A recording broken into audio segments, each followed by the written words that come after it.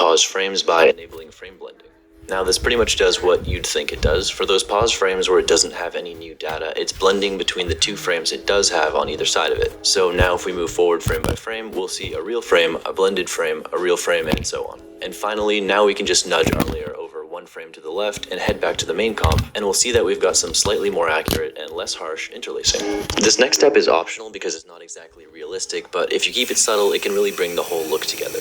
What I sometimes like to do is swap out the interlaced footage with our chromatic aberration pre-comp so that instead of just regular interlacing, we get a faint RGB motion blur to it. Now, because we did all that groundwork for the interlacing in the last step, this is super easy to do. All we have to do is copy the chromatic aberration pre-comp and paste it inside the interlacing pre-comp. And again, if your footage was 60 FPS, then that's all you really have to do for this step. But if it's 30 FPS, we'll have to nudge our chromatic aberration pre-comp over one frame to the left in here. Now, you might notice that we don't have the ability to enable frame blending on the chromatic aberration comp, but all you have to do is open it up and enable frame blending on the footage layers inside of it. Now, if we head back to our main comp and toggle the interlacing